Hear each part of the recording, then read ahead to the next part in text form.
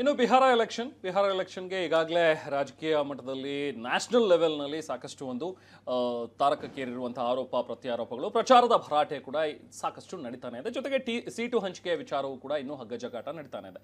ಇತರ ರಾಜ್ಯದಲ್ಲಿ ಈ ಫಂಡಿಂಗ್ ವಿಚಾರ ಏನಿದೆಯಲ್ಲ ಅದು ಸಾಕಷ್ಟು ಒಂದು ಬಿರುಸನ್ನ ಪಡ್ಕೊಂಡಿದೆ. ಬಹುಶಃ ನಿಮ್ಗೆ ನೆನಪಿರ್ಬೋದು ಕಿತ್ತೂರಾಣಿ ಚೆನ್ನಮ್ಮ ವಿಚಾರ. ಸೊ ಈ ಕಪ್ಪ ಕಾಣಿಕೆ ನಾವ್ಯಾಕೆ ಬ್ರಿಟಿಷ್ರಿಗೆ ಕೊಡಬೇಕು ಅನ್ನುವಂಥ ಒಂದು ಮಾತೇನು ಇದೆಯಲ್ಲ ಅದು ಸಾಕಷ್ಟು ಫೇಮಸ್ ಆಗಿರುವಂಥದ್ದು. ಇದೇ ಕಪ್ಪ ಕಾಣಿಕೆಯ ವಿಚಾರವನ್ನು ಇಟ್ಕೊಂಡು ಕಾಂಗ್ರೆಸ್ ಬಿಜೆಪಿ ಮೇಲೆ ಹರಿಹಾಯ್ತಾ ಇದೆ. ಯಾಕಂದರೆ ಈ ಹಿಂದೆ ಅನಂತಕುಮಾರ್ ಮತ್ತು BS ಯಡಿಯೂರಪ್ಪ ಅವರ ನಡುವೆ ನಡೆದಿದ್ದಂಥ ಈ ಕಪ್ಪದ ವಿಚಾರವಾಗಿ ಯಾವ ರೀತಿಯಾಗಿ ಫೈಟ್ ನಡೀತಾ ಇದೆ ಬನ್ನಿ ನೋಡೋಣ.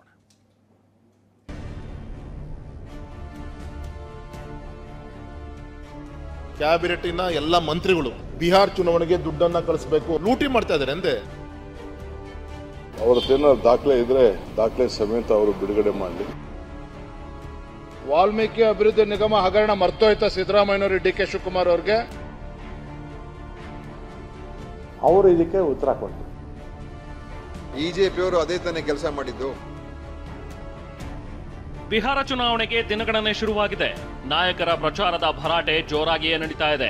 ಆದರೆ ಬಿಹಾರ ಚುನಾವಣೆಯ ಕಿಚ್ಚು ರಾಜ್ಯ ರಾಜಕಾರಣದಲ್ಲಿ ಧಗಧಗ ಅಂತ ಹೊತ್ತಿ ಉರಿತಾ ಇದೆ. ಬಿಹಾರ ಚುನಾವಣೆಗೆ ರಾಜ್ಯ ಸರ್ಕಾರ ವಸೂಲಿಗೆ ಇಳಿದಿದೆ ಎಂಬ ಬಿಜೆಪಿ ಆರೋಪ 2017ರ ಬೆಳವಣಿಗೆಗಳಿಗೂ ನೆಂಟು ಬೆಸೆದುಕೊಳ್ತಿದೆ.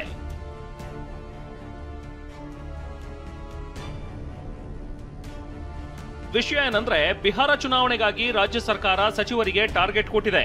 ಅಧಿಕಾರಿಗಳಿಂದ ಹಣ ವಸೂಲಿ ಮಾಡ್ತಿದೆ ಅನ್ನೋ ಆರೋಪವನ್ನ ಬಿಜೆಪಿ ನಾಯಕರು ಮಾಡಿದ್ರು. ಈ ಮಾತಿಗೆ ಧ್ವನಿಗೂಡಿಸಿದ್ದ ಬಿಜೆಪಿ ಸಂಸದ BY ರಾಘವೇಂದ್ರ ಅಧಿಕಾರಿಗಳೇ ನನ್ನ ಬಳಿ ಅಳಲು ತೋಡಿಕೊಂಡಿದ್ದಾರೆ ಅಂತ ಮದ್ದಿಗೆ ಕಡ್ಡಿ ಕೊರೆದಿದ್ರು. ಅದೇ ಮಾತಿಗೆ ಕಾಂಗ್ರೆಸ್ ನಾಯಕರು ದಾಖಲೆ ಕೊಡಿ ಎಂಬ ಸವಾಲ್ ಹಾಕಿದ್ರು. ಇದೀಗ ಸಹೋದರ ಬೆನ್ನಿಗೆ ನಿಂತ ವಿಜಯೇಂದ್ರ ವಾಲ್ಮೀಕಿ ನಿಗಮದ ಹಗರಣವೇ ಸಾಕ್ಷಿ ಎಂಬ ಮಾತನಾಡಿದ್ದಾರೆ. ಕ್ಯಾಬಿನೆಟ್ನ ಎಲ್ಲ ಮಂತ್ರಿಗಳು ಅವರ ಅಧಿಕಾರಿಗಳಿಗೆ ಬಿಹಾರ್ ಚುನಾವಣೆಗೆ ದುಡ್ಡನ್ನ ಕಳಿಸಬೇಕು ಫಂಡನ್ನ ಕಳಿಸಬೇಕು ಅಂತೇಳಿ ಅಧಿಕಾರಿಗಳಿಂದ ಲೂಟಿ ಮಾಡ್ತಾ ಇದ್ದಾರೆ ಅಂದೆ. ವಸೂಲಿ ಮಾಡ್ತಿದ್ದಾರೆ. ಕಣ್ಣೀರು ಹಾಕೊಂಡು ನಮ್ಮ ಅಧಿಕಾರಿಗಳು ನಮ್ಮ ಎದುರಿಗೆ ಹೇಳ್ತಾ ಇದ್ದಾರೆ ಅಂದೆ. ಅವರದ್ದೇನಾದ್ರು ದಾಖಲೆ ಇದ್ರೆ ದಾಖಲೆ ಸಮೇತ ಅವರು ಬಿಡುಗಡೆ ಮಾಡಲಿ. ಅವರ ಆರೋಪ ಎಲ್ಲ ಮತ್ತೊಂದು ಸುಳ್ಳಿಗೆ ಇನ್ನೊಂದು ಹೆಸರು ತಗೊಳ್ಳೋದು ಬೇಡ. ರಾಘವೇಂದ್ರ ಇಟ್ಟಂಡ್ ಮಾಡ್ತಾರಲ್ಲ ಕೆಲವು ನಾಯಕರುಗಳಿದ್ದಾರೆ ಇಟ್ಟಂಡ್, ಹಂಗೆ ನೀವು ರಾಘವೇಂದ್ರನು ಆಗದ್ ಬೇಡ. ಏನು ಸಚಿವರಾದಿಯಾಗಿ ಟೀಕೆಗಳನ್ನ ಮಾಡಿದ್ರು ಪ್ರೂಫ್ ಕೊಡಿ ಅಂತೇಳಿ. ಯಾಕೆ ಸ್ವಾಮಿ?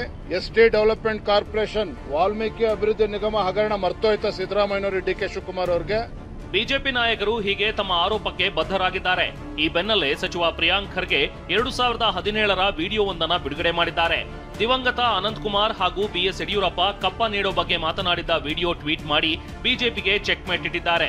ಹಾಗಿದ್ರೆ ಹಳೆಯ ವಿಡಿಯೋದಲ್ಲಿ ಏನಿದೆ ನೋಡಿ.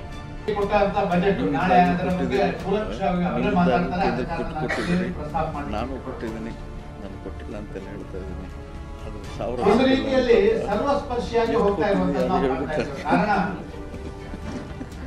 ಪ್ರಥಮ ಕಾಲಘಟ್ಟದಲ್ಲಿ ಭಾರತೀಯ ಜನತಾ ಪಾರ್ಟಿ ಹೇಳಿದ್ರೆ ಅದೊಂದು ಕಾರ್ಪೊರೇಟ್ ವಲಯಕ್ಕೆ ಸೇರಿದಂತ ಒಂದು ಸರ್ಕಾರ ಅಂತ ಹೇಳುವಂತದನ್ನು ನಮ್ಮ ವಿರೋಧಿಗಳು ಹೇಳುವಂತ ಕೆಲಸ ಕಾರ್ಯ. ಈ ವಿಡಿಯೋ ಟ್ವೀಟ್ ಮಾಡಿರೋ ಪ್ರಿಯಾಂಕ್ ಖರ್ಗೆ ಕರ್ನಾಟಕದ ಸಂಪನ್ಮೂಲವನ್ನ ಹೈಕಮಾಂಡ್ ಸಮರ್ಪಣಾಮಸ್ತು ಮಾಡಿದ ಕೀರ್ತಿ ಬಿಜೆಪಿಯದ್ದೇ ಹೊರತು ಕಾಂಗ್ರೆಸ್ನದಲ್ಲ ಅಂತ ಬರೆದುಕೊಂಡಿದ್ದಾರೆ. ಸಂಸದ BY ರಾಘವೇಂದ್ರ ಅವರು ತಮ್ಮ ಪೂಜ್ಯ ತಂದೆಯವರ ಮಾತುಗಳನ್ನ ಒಮ್ಮೆ ಕಿವಿಗೊಟ್ಟು ಕೇಳಿಸಿಕೊಂಡು ನಂತರ ಮಾತನಾಡಿದ್ರೆ ಉತ್ತಮ. ಬಿಜೆಪಿಯಲ್ಲಿ ಮುಖ್ಯಮಂತ್ರಿ ಹುದ್ದೆಗೆ 2,500 ಕೋಟಿ ಕೊಡಬೇಕು ಎಂದಿದ್ದವರು ಬಿಜೆಪಿಯವರೇ. ಮಂತ್ರಿಗಿರಿಗೆ 60-70 ಕೋಟಿ ಕೊಡಬೇಕು ಎಂದಿದ್ದವರು ಬಿಜೆಪಿಯವರೇ. ಬಿಜೆಪಿ ಹೈಕಮಾಂಡ್ ಹುದ್ದೆಗಳನ್ನ ಮಾರಾಟಕ್ಕಿಟ್ಟು ವ್ಯಾಪಾರಕ್ಕೆ ಕುಳಿತಿತ್ತು ಎನ್ನುವುದನ್ನ ಬಿಜೆಪಿಯವರೇ ಬಹಿರಂಗಪಡಿಸಿದ್ರು. ಕರ್ನಾಟಕದ ಸಂಪನ್ಮೂಲವನ್ನ ಹೈಕಮಾಂಡ್ ಸಮರ್ಪಣಾ ಮಸ್ತು ಮಾಡಿದ ಕೀರ್ತಿ ಬಿಜೆಪಿಯದ್ದೇ ಹೊರತು ಕಾಂಗ್ರೆಸ್ಸಿನದ್ದಲ್ಲ. ಇಷ್ಟು ಮಾತ್ರ ಅಲ್ಲ, ಈ ಮಾತಿಗೆ ಸಚಿವ ರಾಮಲಿಂಗಾರೆಡ್ಡಿ ಹಾಗೂ ದಿನೇಶ್ ಗುಂಡೂರಾವ್ ಧ್ವನಿಗೂಡಿಸಿದ್ದಾರೆ. ಬಿಜೆಪಿ ಪಕ್ಷದಲ್ಲಿ ಯಾವುದೋ ಒಂದು ಕಾರ್ಯಕ್ರಮ ಆಗ್ತಾ ಇರುತ್ತೆ, ಆಗ ಅವರಿಬ್ಬರು ಕೂಡ ಮಾತಾಡ್ತಾ ಇರ್ತಕ್ಕಂಥದ್ದು. ಯಡಿಯೂರಪ್ಪನವರು ಮತ್ತೆ ಅನಂತಕುಮಾರ್ ಅವರು, ಅಂದ್ರೆ 6-7 ವರ್ಷದ ಹಳೆಯ ಕಥೆ ಇದೆ. ಅವರು ಇದಕ್ಕೆ ಉತ್ತರ ಕೊಟ್ಟರು. ಬಿಜೆಪಿಯವರು ಅದೇ ತಾನೇ ಕೆಲಸ ಮಾಡಿದ್ದು. ಏನು ಯಡಿಯೂರಪ್ಪನವರು ಅವರೆಲ್ಲ ಮುಖ್ಯಮಂತ್ರಿ ಆಗಿದ್ದಾಗ ಅದೇ ತಾನೇ ಮಾಡಿದ್ದು. ವಿಜೇಂದ್ರ ಏನು ಹೇಳ್ತಾ ಇದ್ರು ಅಂತ ಅಶೋಕ್ ಅವರೆಲ್ಲ ಹೇಳ್ತಾ ಇದ್ರು. ಕಾಂಗ್ರೆಸ್ ನಾಯಕರ ಈ ಆರೋಪಗಳಿಗೆ ಪ್ರತಿಕ್ರಿಯಿಸಿದ ವಿಜಯೇಂದ್ರ ಪುಕ್ಸಟ್ಟೆ ಮಾತು ಬಿಟ್ಟು ವಾಸ್ತವದ ಬಗ್ಗೆ ಮಾತನಾಡಲಿ ಎಂದಿದ್ದಾರೆ. ಅವತ್ತು ಯಡಿಯೂರಪ್ಪನವರು ಅನಂತಕುಮಾರ್ ಮಾತನಾಡಿರ್ತಕ್ಕಂಥ ಹಿನ್ನೆಲೆಯನ್ನು ಅರ್ಥ ಮಾಡಿಕೊಳ್ಳದೆ ಇವತ್ತು ಪುಕ್ಷಟೆ ಮಾತಾಡ್ತಾರೆ ಕಾಂಗ್ರೆಸ್ ಪಕ್ಷದವರು. ಇದನ್ನ ಇವತ್ತು ರಾಜ್ಯದ ಪರಿಸ್ಥಿತಿ ಅಭಿವೃದ್ಧಿ ಬಗ್ಗೆ ಮಾತಾಡ್ಲಿ. ಇವ್ರದೇ ಭ್ರಷ್ಟಾಚಾರ ಕೊಳಕ್ ನಾರ್ತಾ ಇದೆ. ಇವತ್ತು ಬಸವರಾಜ ರೆಡ್ಡಿ ಅವರೇ ಪತ್ರ ಬರೆದಿದ್ದಾರೆ. ಇನ್ನೇನು ನಿಮಗೆ ಪ್ರೂಫ್ ಬೇಕು? ಕಾಂಟ್ರಾಕ್ಟರ್ ಅಸೋಸಿಯೇಷನ್ ಇವತ್ತು 60%, 70% ಕೇಳ್ತಾ ಇದ್ದಾರೆ. LOC ರಿಲೀಸ್ ಮಾಡಕ್ಕೆ ಅಂತ ಪತ್ರ ಬರೆದಿದ್ದಾರೆ. ಇವರ ಹುಳುಕನ್ನ ಮುಚ್ಚಿ ಹಾಕಿಕೊಳ್ಳತಕ್ಕಂಥ ಸಲುವಾಗಿ ಈ ರೀತಿ ಆರೋಪಗಳನ್ನ ಮಾಡುವಂಥದ್ದು. ಇತ್ತೀಚಿನ ರಾಜಕೀಯ ದಿನಗಳಲ್ಲಿ ಚುನಾವಣೆ ಅಂದ್ರೆ ಅದು ನೈತಿಕ ಚೌಕಟ್ಟನ್ನ ಮೀರಿ ಮುಂದೆ ಹೋಗ್ಬಿಟ್ಟಿದೆ. ನೋಟು ಇಲ್ಲದಿದ್ರೆ ಓಟು ಇಲ್ಲ ಎಂಬ ಪರಿಸ್ಥಿತಿ ನಾಗರಿಕ ಸಮಾಜದಲ್ಲಿ ನಿರ್ಮಾಣ ಮಾಡಲಾಗಿದೆ. ಇಂತಹ ಸಂದರ್ಭದಲ್ಲಿ ಕಪ್ಪ ಕಾಣಿಕೆಯ ವಿಷಯವನ್ನ ಮುಂದಿಟ್ಟುಕೊಂಡು ಬಿಜೆಪಿ ಕಾಂಗ್ರೆಸ್ ನಾಯಕರು ನಡೆಸಿರುವ ವಾಕ್ಸಮರ ಇವತ್ತಿನ ರಾಜಕೀಯ ಪರಿಸ್ಥಿತಿಯ ಕೈಗನ್ನಡಿ ಎನ್ನಬಹುದು.